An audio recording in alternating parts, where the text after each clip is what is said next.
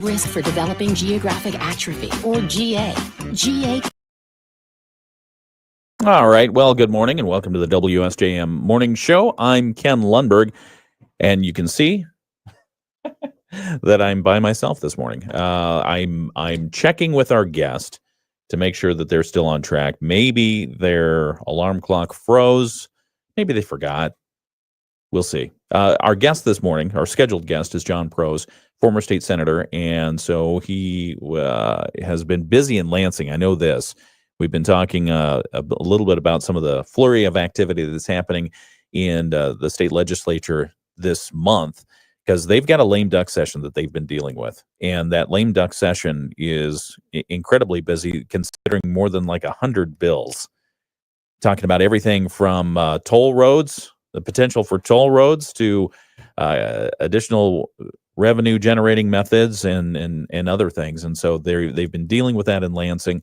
And we hope to have an update on that with John here in a few minutes. But otherwise, we'll just keep talking about the news, because we've got a little bit to talk about, and I do have some school closures to talk about.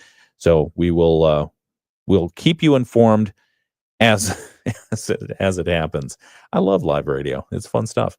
All right, we've got more to get to here in a couple of minutes. The WSJM Morning Show continues. We have a ton of school closures. I'm going to hit refresh on that list again, because as more and more school administrators are taking a look at the conditions out there, they are understanding that it's nasty. The roads are slick. The visibility can be an issue in an instant.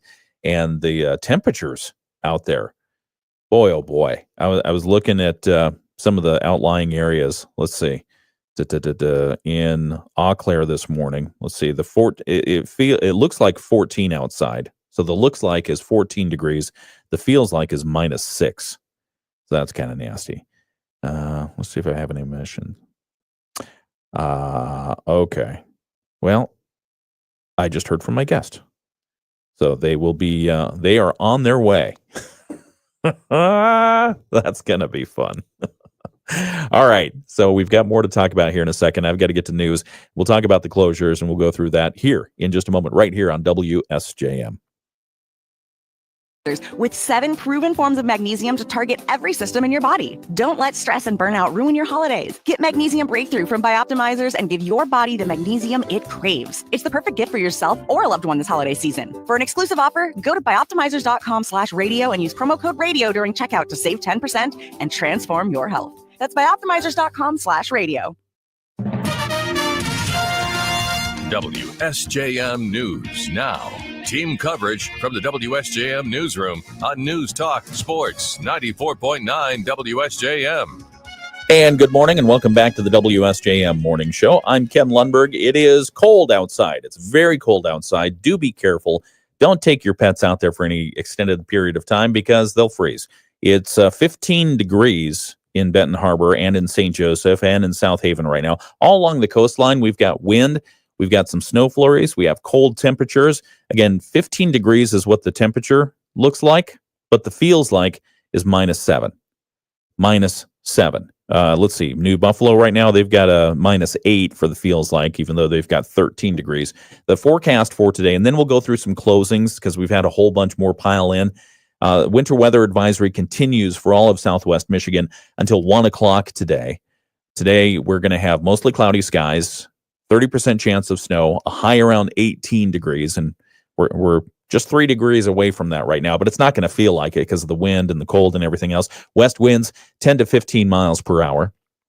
Gusts are going to continue to 30. We took a drive, Sawyer and I, one of my sons came home from college in between exams, and we took a drive just because I knew the wind would be putting on a great show down to Lions Park Beach last night.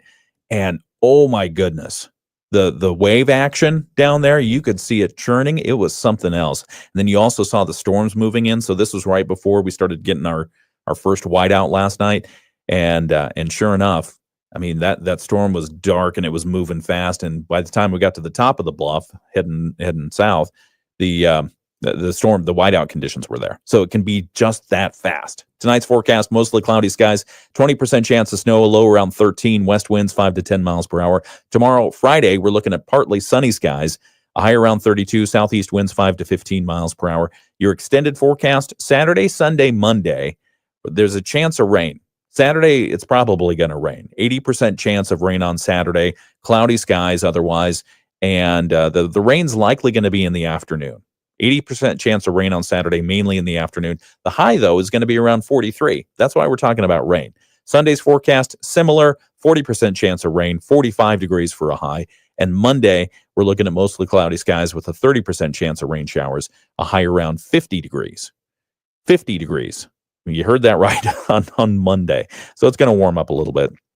We'll get to news in just a moment. But first, Kepner's Precision Auto is proud to bring you our closures today.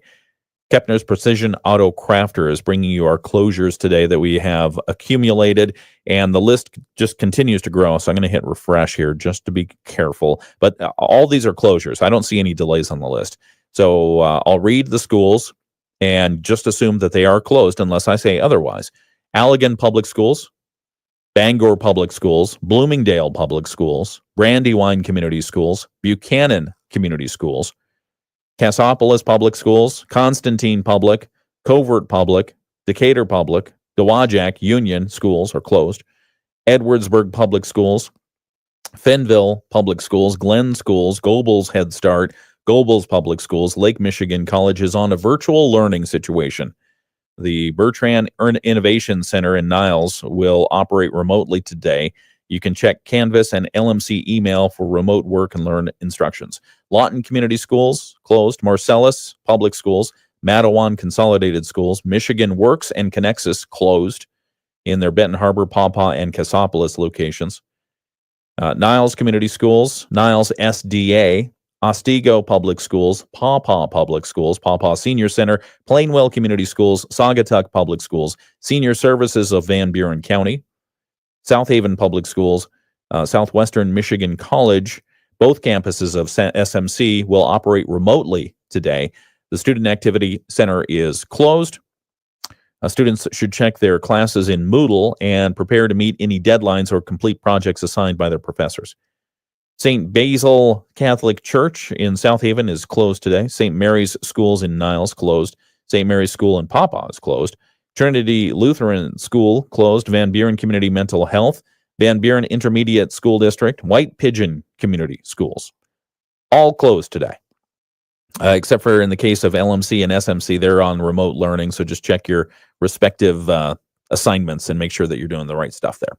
All right. Again, the closures today brought to you by Kepner's Precision Auto Crafters. Thank you for going through those and getting them to us. We appreciate you for doing that. And if you ever have a question on how to get your school or your community organization listed in there, just take a look at our website, WSJM.com, and click on closings.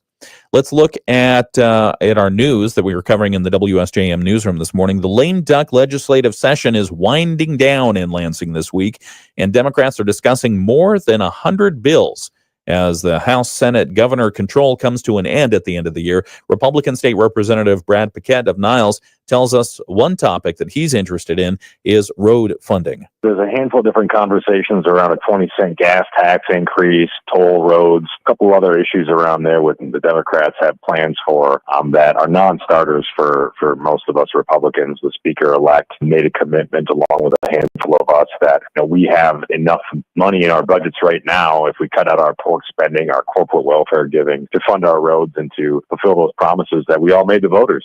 Meanwhile, Republicans have been pushing their own roads plan that would slash spending in other areas to move about $2.7 billion in existing tax revenues to roads infrastructure. Paquette says he's opposed to most of what the Democrats are discussing. However, with total control still in the hands of Democrats, he says they could theoretically pass just about anything they want to. So he's pushing for changes that would require a 2/3 majority of lawmakers to approve legislation during lame duck sessions, something that's previously been discussed but never adopted. We'll talk a little bit more about that with former State Senator John Prose, who I believe is getting ready and on his way to the studios as we speak. The Silver Beach Playground fundraising campaign has reached its goal. They reported that yesterday. Berrien County Parks Director Jill Adams tells us the deadline to contribute was this past weekend, and last-minute donations finally pushed the effort over its $1.25 million goal. There were a few people that donated over the weekend, and we had one donor who had big interest in seeing the project come to full fruition. And once we shared the amount that we had left, they, a husband and wife team, donated the remaining funds to get us to that point. Adams says this means the new playground at Silver Beach will feature all the elements included in the original plan. Had the goal not been met, some things would have been taken out. Construction has started on the new playground already. If you've been down there, you've seen some of the cyclone fencing that's there. It's expected to be finished by next summer. The new playground replaces the more than 30-year-old structure that's now been removed and given to the village of Eau Claire. Adams says the new playground will include new surfacing, a zip line, shade, seating, a custom-built lifeguard tower, a surfboard play structure, more swings than the former playground, 7 slides, count them 7 slides, and climbing and hanging structures. She thanked the community for coming out in support of the project over the past year. She really appreciates it, as do the community and the kids. They'll love that. Other news that we're following, several grants for the parks around Southwest Michigan were announced by the state this week, including one for a brand new park that's planned for Chickiming Township. Chickiming Township Supervisor David Bunty tells us the new Cone Park will be located at 5844 Sawyer Road, the former site of an old fire station that was torn down a few years ago. The Michigan Department of Natural Resources on Tuesday announced the project will receive a Land and Water Conservation Fund grant in the amount of $327,000. Bunty says the township is thrilled about the money. It puts us just under $100,000 short of our goal, but we're continuing our fundraising and will continue until completion. The total fundraising goal to get the new park built is $650,000, and Bunty says that the township has so far managed to raise about $230,000 locally. He says several additional grant applications for the park have been submitted, and the project is well suited for approval. We have no green space or park in that area, in the Sawyer area. The closest park to that location is Harbert Park. So we thought it was a needed addition for the community. We worked really, really hard on the grant application and made sure that the park was multi-activity based and also all handicapped accessible. Bunty says township planners intentionally put a lot of features into the park plan that would help it qualify for grants. When finished, the roughly 1/4 of an acre park will include green space, native plantings, a gazebo, a children's music station, bike racks, a dog area, pathways, space for entertainment, and a partridge in a pear tree.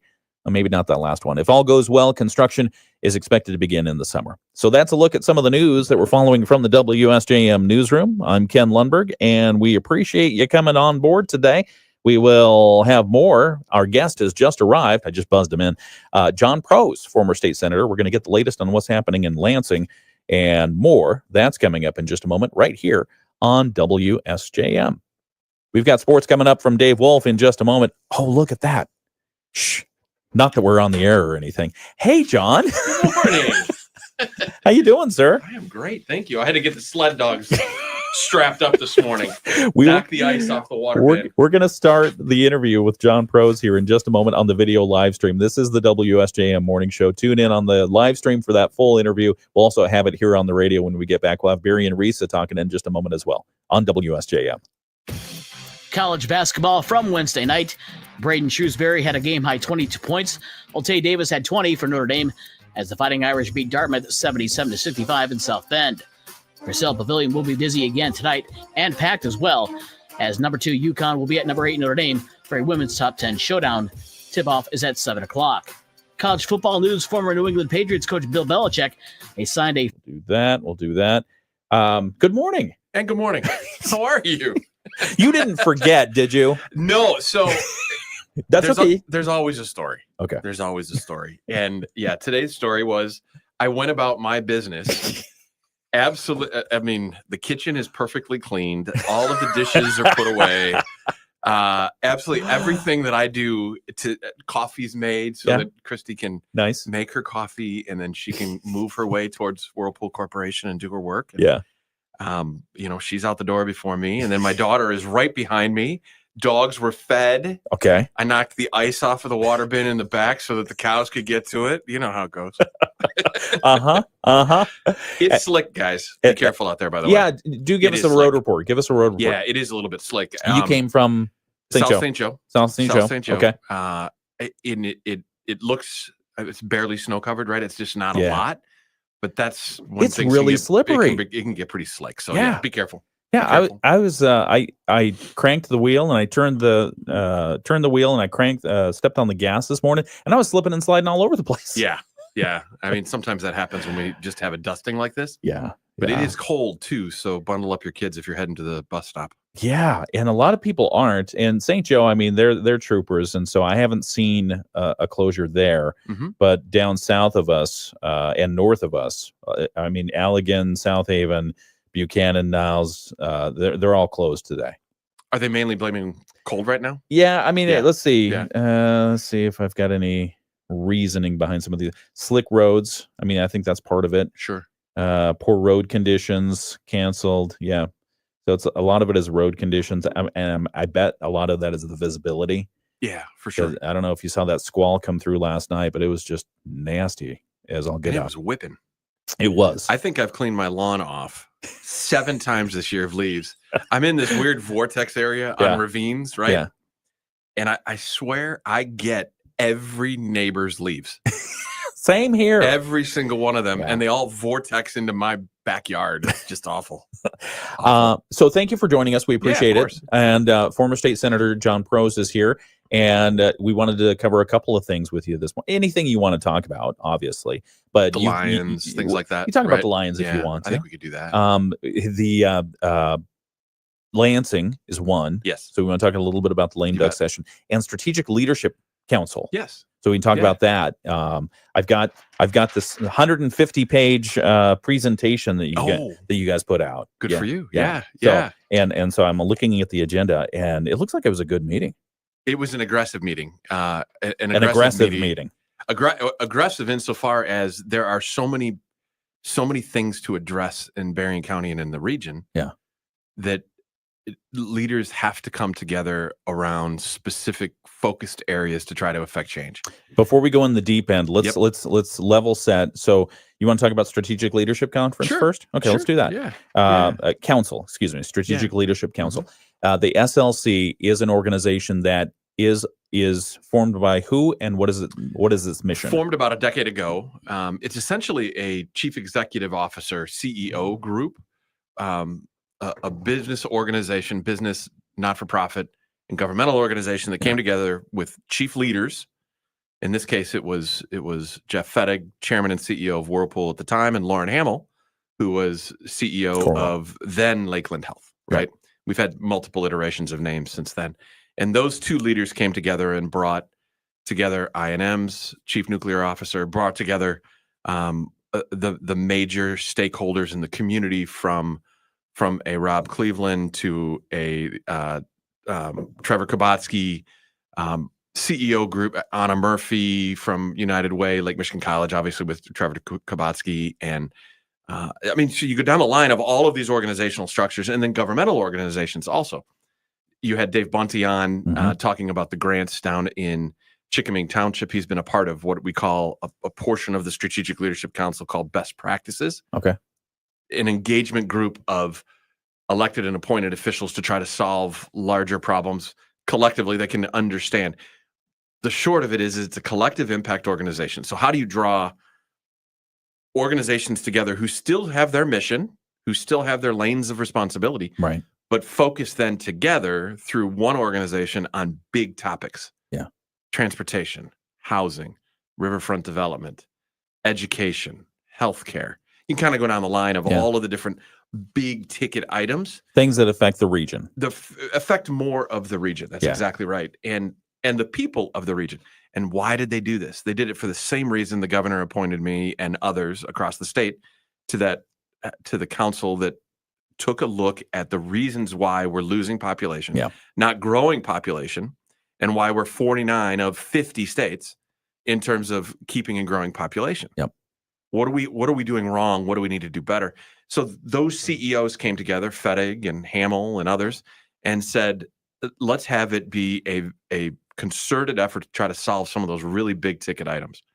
We knew that folks who were relying upon employees to get to their front door didn't have transportation to do so. Yeah. So how are we going to solve that problem? Well, one of the things we wanted to do was start with a data set that we could agree upon the talking points, right? We could agree that we have this much population uses public transportation. And if public transportation is important because I have contracts I can't fulfill in my manufacturing business in Bridgman. If I can't do that because I've got employees coming from all over the region, some cannot find transportation. Or it's a friend, or it's how can I use the public transportation services? So 10 years ago, Ken, I don't know if you knew this, you probably do because you know so much about all of our region. There were quite literally 4 different transportation services for public transportation in Berrien County, 150,000 people. All 4 were federally funded. Still astounds me. And we are yet still challenged with some of those transportation services to provide demand response, which essentially says, I've got to get to my dialysis appointment now. How do I get there? Which is why I appreciate the Strategic Leadership Council, because it feels familiar to a model called Council of Governments that many metropolitan areas have. 100% right. Because you've got the main population center of the city, which is kind of the big monster in the area, but you've got all these suburbs that okay, we all have to interact. We all have to make sure that transportation doesn't stop at our geopolitical lines. And so you think about what Berrien County is, what our population is, what the government structure is. How are these entities working together for, like you said, the common good of transportation, housing, healthcare, et cetera? That's exactly right. And so how has it done over the last 10 years, and what's coming up, and what'd you talk about at this meeting? Sure. So first off, these are big, thorny issues that have long histories and sometimes have sordid histories of cooperation, lack of cooperation, of subversive activity from different organizations. Politicians not getting along? It's an amazing thing, and it's not all politicians. Okay. I mean, right. Because you community stakeholders. Community stakeholders, not-for-profits, for-profit organizations and businesses and so forth. I think COVID threw everybody for a loop. Okay. We could spend an entire 3 shows talking just about what we did right, what we did wrong. The debates are going to continue for decades. The history books are going to be written as to exactly what happened with COVID. It was certainly a reset in many facets, right? I mean, we had 3 or 4 of our summits, which were twice a year, drawing all those leaders together to talk about the progress, lack of progress. Are we on target? Are we not on target? What do we need to change in terms of effective organizational structure? What do we need to do different? We did all those online. Like so many others, we all adapted as best we could. Right. And again, we can debate whether that was the right way or the wrong way or what we needed to do differently. But what we do know, though, is that those big, thorny, sticky issues still exist. Housing is still a problem at all sectors. So we took a deep dive with John Eaglehoff and the friends over at the Southwest Michigan Planning Commission to pull a data set together that wasn't us just saying, oh, it's the missing middle in housing. What's the missing middle? What does that mean? Well, so we define it by virtue of the work that we did to pull all of the latest data that we possibly could together to say, do we agree on this material information? That's the baseline of first having material information we can agree upon. And then from there, we can move into, okay, so now what do we do about it? So the Strategic Leadership Council has had about a decade's worth of work. There have been, I would say, very, very strong successes in aligning the data sets so that we all understand what the problem is. Now, when you say missing middle, you can look at our data set in Berrien County and understand that we have a very high percentage of obsolete housing. I mean, literally housing that really cannot be reconstructed. It's that dilapidated and decrepit. So what do you define as obsolete housing? Literally, you cannot repair it. It's just in bad shape. It's in such bad shape that it ought to be torn down and replaced with something new. Okay. Quite literally. So we have a whole segment of the population that is dealing with that. And by the way, that is in virtually every community in Berrien County, there is obsolete housing. Okay. There is also a need at the very highest end for some of our nuclear engineers and our top CEO style, right? I mean, all strata from our most needed low-end housing to our highest-end housing is needed throughout the communities. But not every community needs the same thing. Right. And we know then, too, that and like I said, you had some Harbor Country folks on the news this in this last segment. That particular region has a high need for service workers, particularly in the summer months, right? Yeah. But they can't find housing. Why can't they find housing? Because they've been priced out of it in the region itself. So Berrien County, which I had the pleasure of serving in the Senate for 8 full years, the entire county has absolutely everything going for it. Absolutely everything going for it. But every bit of these big thorny issues need to be addressed collectively. Yeah. So flip to the next question is, does SLC continue? And our focus is changing now with its organizational structure now looking more towards very specific project-based orientations. How are we going to work very specifically on housing? How are we going to work very specifically on riverfront development? Now, riverfront development, remember, the St. Joseph River winds all throughout. We have the Pawpaw River, the Galeen River, and the Dowagiac River. All three of those smaller, and Pawpaw, right?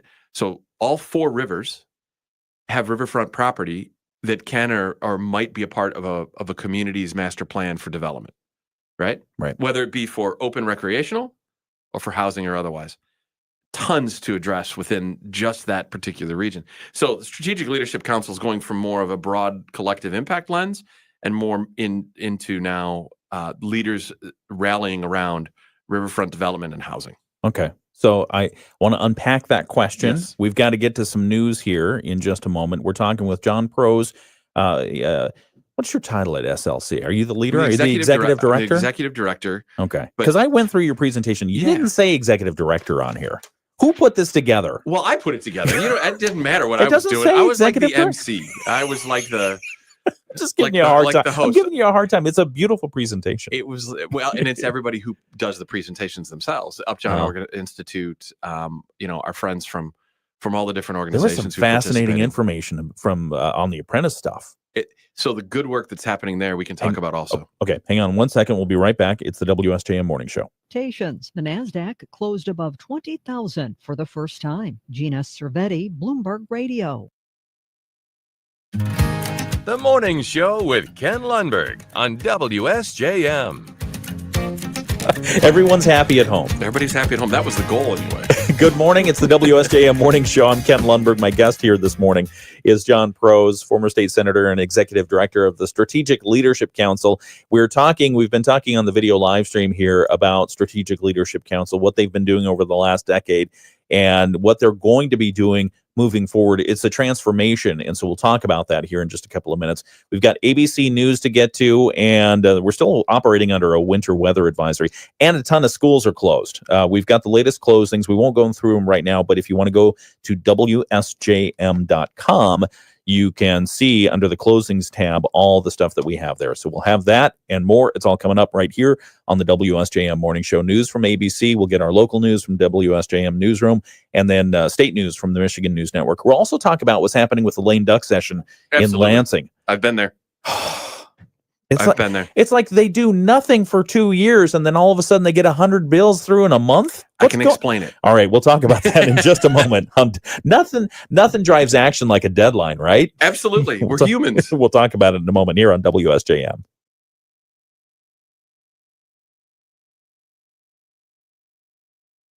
All right, our computer's not going. It's frozen up with the tundra out there. So we'll give it a couple of seconds, but let's look at the forecast real quick.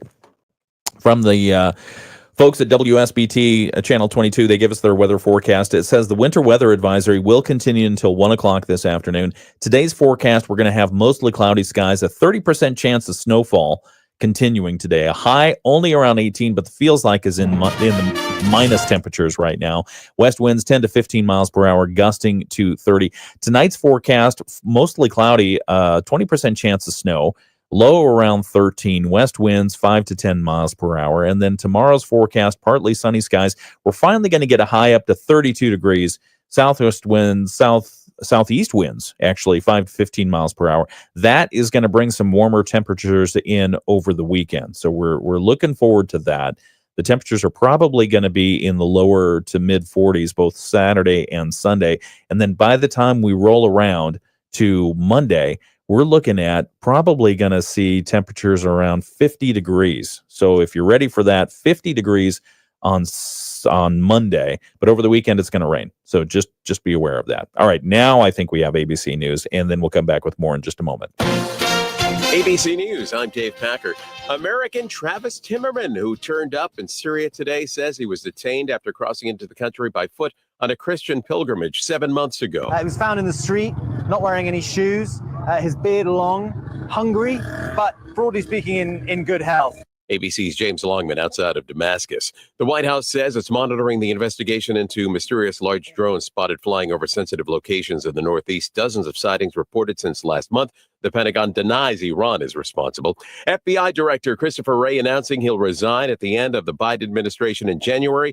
More than 2 years before his term was set to end, Wray faced pressure from President-elect Trump after the FBI investigations into Trump's efforts to overturn the 2020 election.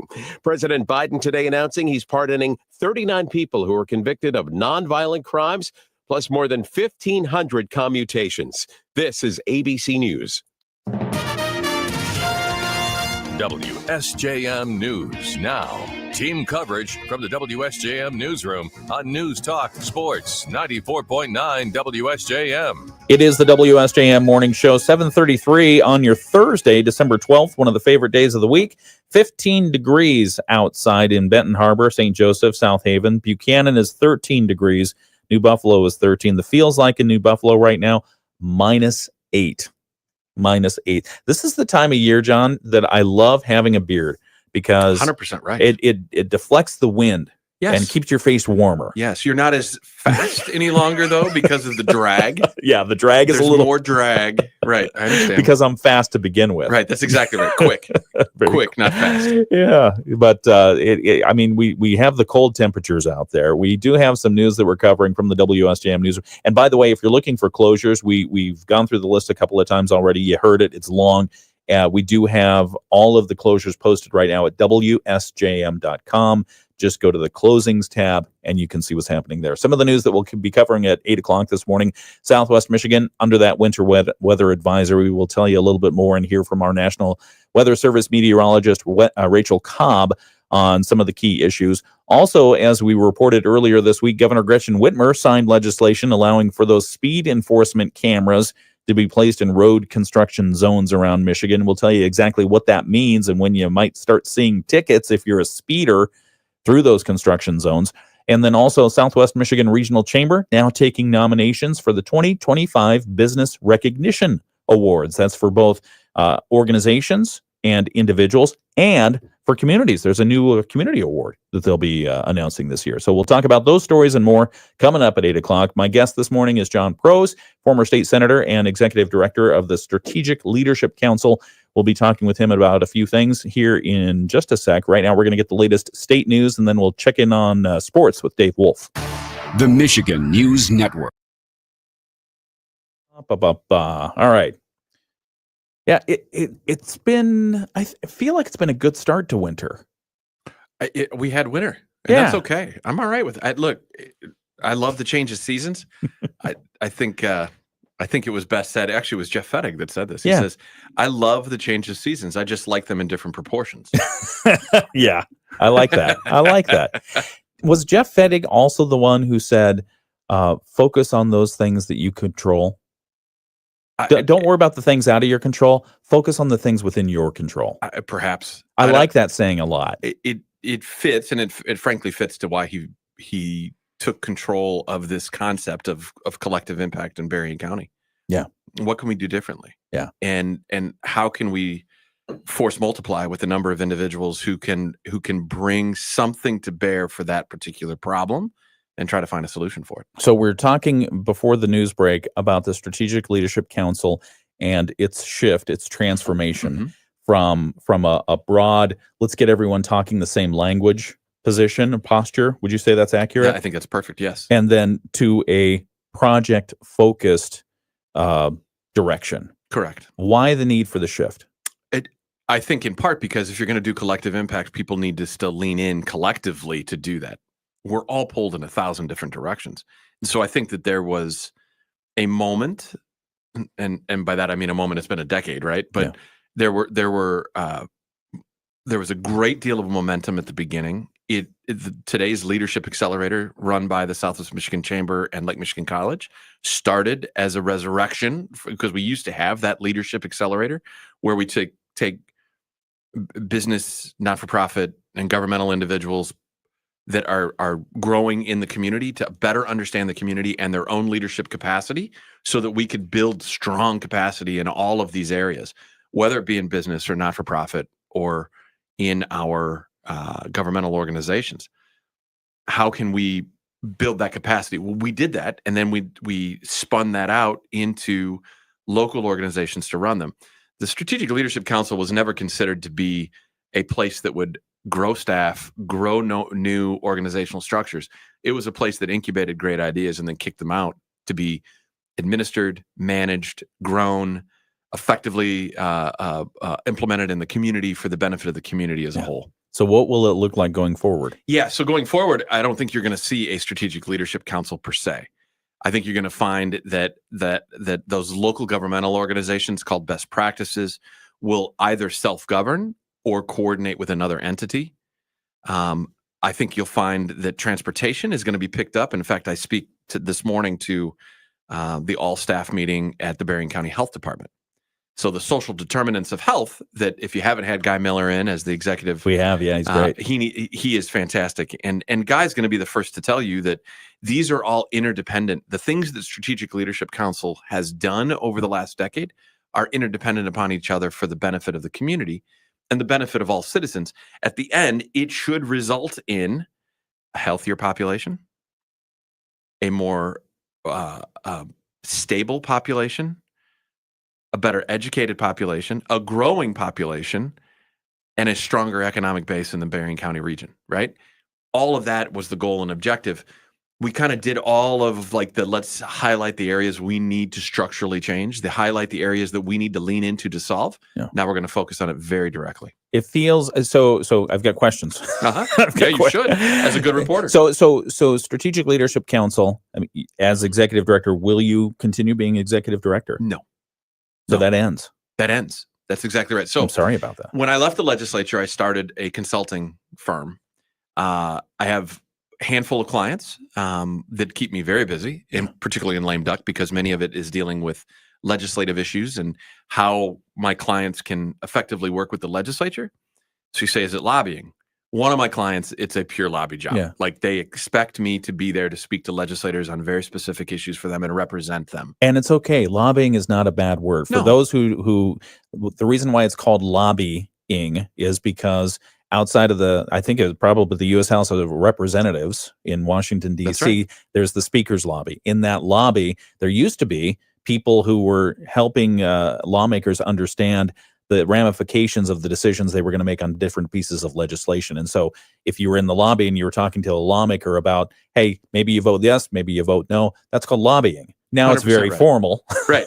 Right. Sometimes that's running into a legislator at a business after hours that the chamber puts on. Yeah, any of that stuff. Well, any one of us can be lobbying our legislators. I mean, I served with Upton for a decade. I served in the legislature for Berrien County in Southwest Michigan for 14 years. Can you imagine a world where you don't have people who are affected by the legislation talking to lawmakers about what the impact is of what they're doing? I'd say that's in part why we're challenged the way that we are, because I don't know that legislators are, in some cases, they're not seeking the information. Yeah, they should. And the feedback from constituents. Yeah. And in other cases, they're choosing to ignore it. Yeah, that's not good at all.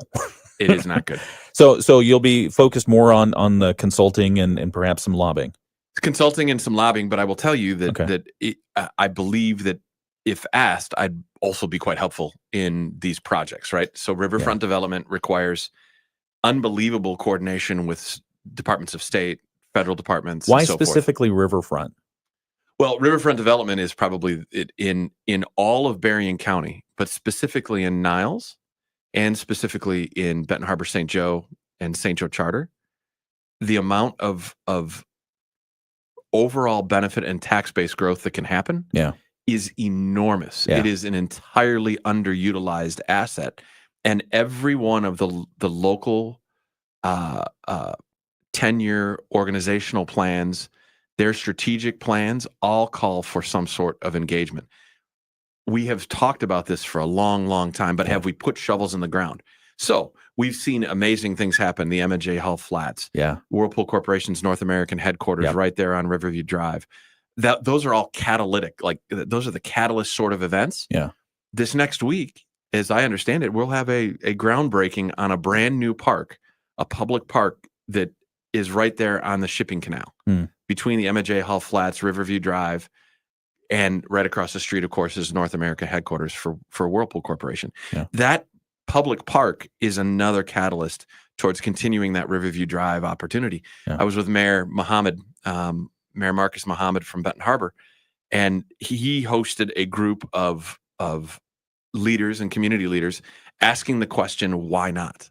Why shouldn't we turn our riverfront into something that is excellent for all? Yeah. That is excellent for tax base and growth, that is excellent for commerce and housing, that is excellent for individuals to have new jobs and a new tax base. We've got to get back to the radio here in just a moment, so hold that thought. Got it. And be right back.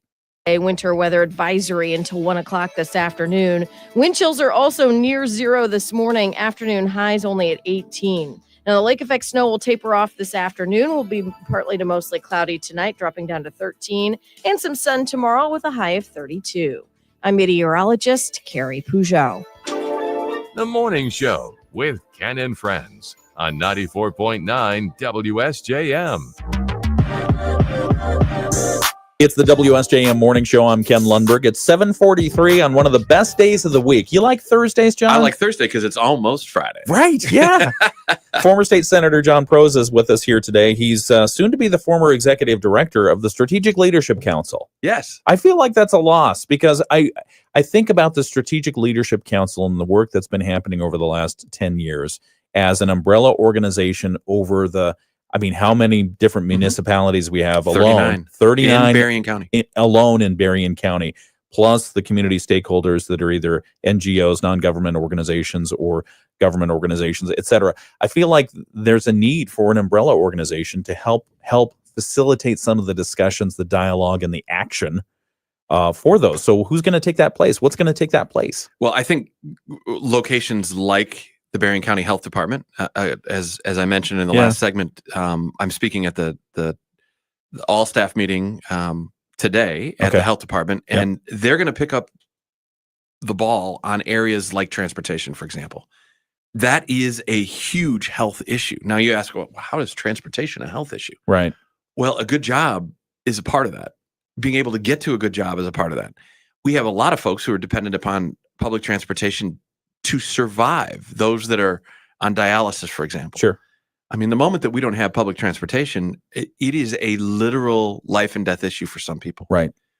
And while we're a small community, we have multiple agencies that are not well coordinated, and we can do better. We can have a more coordinated structure that actually uses tax dollars better too, by the way. Could you look back and say, well, we should have done this, this, and this? First, let's just decide what we want to look like and what we want to be. Yeah. And then let's go get it. So going forward, instead of the Strategic Leadership Council moving kind of that larger vision forward, there will be very tactical, focused project areas like you mentioned on housing and some of the transportation issues. Where do you see this going in 5 years? Do we see a reorganization of some sort of broader thing? Do we see municipalities working together better? How are we going to continue to facilitate those discussions? I think that happens by virtue of leadership. Okay. So the leadership that devised this concept, it wasn't a new concept. The idea of collective impact wasn't a new concept. Right. There's a strong organization in Cincinnati. You mentioned the Council of Governments. In this case, it's the Southeast Michigan Council of Governments. SEMCOG is what it's called. They literally have a structure that is legally bound, that can in fact take taxpayer dollars in a collective way and then use those monies to be able to run an organization of a council of governments. SLC wasn't quite like that, but had lots of contributors, including two main contributors, which were Lakeland, now Corewell Health, and Whirlpool Corporation. So those entities now are saying all of those individuals and so forth are either by virtue of not participating any longer, speaking, or choosing to not dive in on some of these topics. We've built the capacity, we've built the understanding of what our challenges are. We have a data set that we can all agree upon. Now these leaders need to go get it. Yeah. Okay. Now we need to go build the housing because we know the problem. We have defined the problem. Yeah. Now we've got to figure out what is the difference between a developer who's willing to engage and what is the delta between their profit margin that they have to have. Yeah. And profit, by the way, is not a dirty word. It's just, how do we get a developer that's willing to come in and do the kind of housing we need based upon our data set? And is there a way to get there? Some communities have figured this out and have done a marvelous job. And so let's use them as a catalyst, or at least an example for us on how to build the kind of housing we need. There are literally hundreds of homes needed in almost all of our communities. Sure. Yeah. And by the way, that would assume that if there is a demand for those homes, that means we have a growing population, and that is a part of this whole conversation, which is we're not a growing population. We're an aging population. We have a less educated population, and we're an out-migrant population. We're losing people to other states for perceived benefit. Yeah. So all of those things still remain a problem. It's going to be up to leaders to organize around it. All right, we're talking with John Prose from the Strategic Leadership Council and also a former state legislature, state senator. We'll come right back and do our Moody on the Market update, and we'll talk about lame duck, if that's cool. Because I tell you, it's fast and furious in Lansing right now. When are they going to get out? So they just posted for tomorrow, Friday. Okay. So they're going to continue to do that. And then I have some funny stories to tell about lame duck that I can explain what's going to happen next week. Let's do that in just a moment right here on WSJM. Rich Brand and Tarek Halsey of IMS Insurance Management. And still on the video live stream. I love the term lame duck. And again, as I said earlier, nothing drives action like a deadline. You've got a deadline for the trifecta of the Democrats controlling every institution of government in Lansing. Of what's the technical date? End of the year? Well, the technical date is the phrase "sine die." The words "sine die." So as soon as they sine die, that means the legislature is done. But they have to do it by a certain date. When, right? So that actually is before midnight, December 31st. Okay. Right? I mean, so it has to be any time constitutionally before the end of the calendar year. Okay. So what will typically happen is that you'll have the legislature work right up until a natural break before the Christmas break. Okay. Okay. And so in this case, it takes us right through the 19th into the 20th potentially, right? Friday the 20th. Yeah. So what you're going to see in this next week is the legislature has a couple of things they have to do. If you're going to have what's called a first House bill. Yeah. So the Senate can introduce bills. Yeah. The House can introduce bills. The Senate can introduce appropriations bills. The House can introduce appropriations bills. In Washington, D.C., it's different. Right. Only the House. Funding, all spending bills must originate in the House of Representatives. Yeah. Shall originate in the House of Representatives.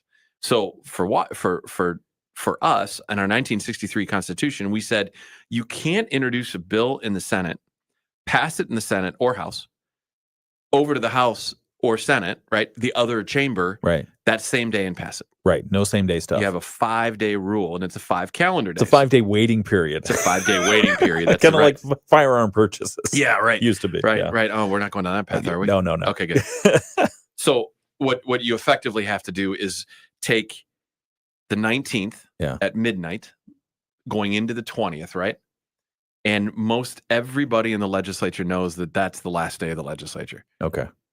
And the majority of the times I was in the legislature for the end of the body, sine die, coming up, there was always one of my colleagues that will have booked a flight that night. Oh, no. Hang on just 1 second. Yeah. We'll get back here on the morning show on WSJM. And hello and welcome back to the WSJM Morning Show. I'm Ken Lundberg. It's 7:51. And let's do the Moody on the Market update. We'll make our concluding remarks here. Deal. Our update is part of the Moody on the Market update. It's brought to you by Insurance Management Service. Call IMS today, your local auto owner's insurance agency in St. Joseph and in Niles. And during the Moody on the Market update, we talk about business updates. We talk about life in Southwest Michigan and why we love it here. And we talk with interesting people you should know. We're getting all three here with John Prose this morning. Thanks again for joining us, John. We appreciate you. And you've been busy in Lansing to help people understand what in the world is going on. So what's happening in Lansing right now? It's a lame duck session. Correct. Meaning the House Democrats are going to lose control of that body. And so they're working with their Senate Democrat colleagues and the governor to get a bunch of stuff considered. Over 100 bills are in consideration right now. Paint a picture. What does it look like right now there? So if all three legs of the stool, the governor, the speaker, and the majority leader, so House, Senate, and governor, if all three decide, because they're all in the same party, which, by the way, sometimes families don't get along real well. I don't know if you knew that. And even the same party sometimes has a challenging time getting along. And by the way, there are factions within each of the parties themselves too. So I had the pleasure of serving in lame duck when all three were in control. I had it also when Republicans lost the House of Representatives after my first term. And so I've seen all facets of what a lame duck looks like. When you have all three legs of the stool working cooperatively on what they'll agree to spend their energy on in these last days, things can go pretty smoothly. It's typically not a smooth process, though, because there are legislators who know that their time is up. They either lost election or they couldn't run for re-election because of term limits, or they chose not to run because they're going to go do something else, or they're going to sit out for a couple of years and then run for Senate in 2 years. That kind of thing. All of those things are happening. And remember, in November, we elected a brand new body for the Michigan House of Representatives. And to your point, it flipped to Republican control by a couple of seats. And one seat has yet to be adjudicated by virtue of a hand recount coming. But then but the majority will remain Republican regardless in January. And a new speaker has already been elected by the new body. Speaker Matt Hall from Augusta area, right? Kalamazoo area.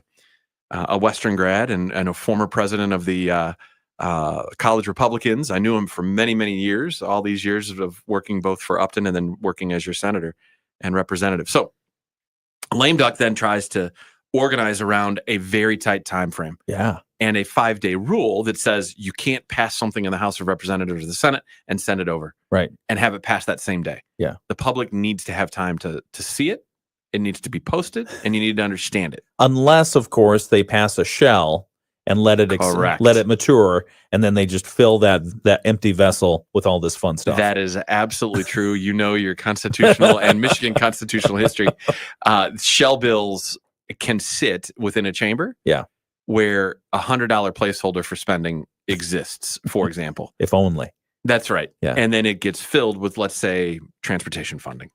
And there's some talk that there will be a transportation deal in the next couple of days. Wow. I think that one is more unlikely than likely. There's some talk about how to manage the tipped wage credit, and maybe we find a solution to that is more in line with what business and industry, and in particular tipped wage individuals want and restaurants. What are the chances on that one getting through? I think that one is unlikely also, and here's why. Unlikely. Oh boy. And restaurant here's why. owners are not going to be happy. The progressive left, who pushed this in 2018, and recall in 2018, it set up what the Supreme Court then said back late last summer. The Michigan Supreme Court said it shall be implemented because the way that the legislature handled it was unconstitutional. And they said because the way that the legislature handled a ballot initiative was unconstitutional, it shall be implemented in February. Many of those, and there are about 5 states who do this sort of maneuver when it comes to tip wage credit and not just tip wage, but then also paid medical leave, the Leave Act, leave portion of it, and minimum wage. We're all wrapped into this one big initiative. If that goes into implementation, which the Supreme Court said it shall in February because of the illegal or unconstitutional move of the legislature in 2018, I was a part of that, by the way.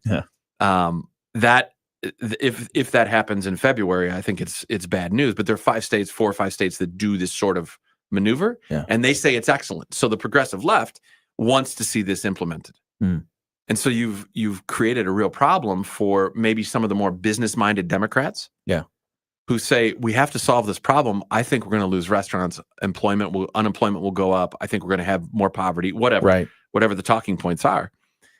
So that's one of those big items that needs to be solved then also. So, but you're saying that's probably unlikely. I think it's unlikely because I think that the Democrat caucus itself is completely split. Yeah. Yeah. And Well, it's funny because we talked with State Representative Joey Andrews, and I would suggest before he talked with restaurant workers, yes, not just the owners, but Yes. the workers themselves, he didn't really understand the passion with which folks really wanted to keep the system that they have today, because they have the opportunity, tipped workers, to make way more, far more than they would get under the That's minimum exactly right. wage. And so he took that back to Lansing, and so it sounds like it might be on deaf ears. I don't think it's on deaf ears. I think there's a strong coalition on both sides that are fighting, one, to keep what the Michigan Supreme Court said shall be implemented, which is what many of the tipped wage folks and business and restaurant owners are saying is bad. Right. So, we'll see. They have until that first legislator says that I'm on a plane out of DTW in Detroit for my Christmas vacation with my Bahamas, family or what have you at 8:00, right? And literally that happened. I had a bill in my first term in the House of Representatives, and then the minority leader, because it was Jennifer Granholm was governor, I had a great piece of legislation that I was trying to get through in my first term. Yeah. And I didn't understand lame duck quite as well as I do after all these years of being a part of it. Yeah. It was my first lame duck. And so I was over in the Senate. I was working with then Bob Emerson was his name. And I said, Bob, we got to get this through. This is really good. And I know this is good legislation. And he looks at me and he says, John, I'm on a flight to Hawaii at 9 p.m. Oh, man. It's on general orders in the Senate, right? Yeah. I mean, it's in the Senate ready to go. Yeah. And he said, did you get your Republican majority to support your bill? And I said, yes, it's out of committee. It's on the floor. Yeah. And he said, do you have the governor? Hmm. And I said, well, I've talked to the legislative director for the governor. Yes. She said she likes it. Yeah. She didn't say that to me. I said, what are you talking about? He says, I'll tell you what, if you can get her to agree for the governor, I will go make sure this gets on the floor. Yeah. And he said, but I'm not spending any more energy on it, John. And that's what it comes down to. If something is not completely agreed to, then it's unlikely to pass, which is why I say, I think that if there's any changes to the tipped wage and the paid medical leave and so forth, I think that it's incremental and it is probably not what either side wants, which is why I think it probably doesn't change at all. All right. Well, we're going to have to hold right there because we've got to get to ABC News here at 8:00. It is the WSJM Morning Show.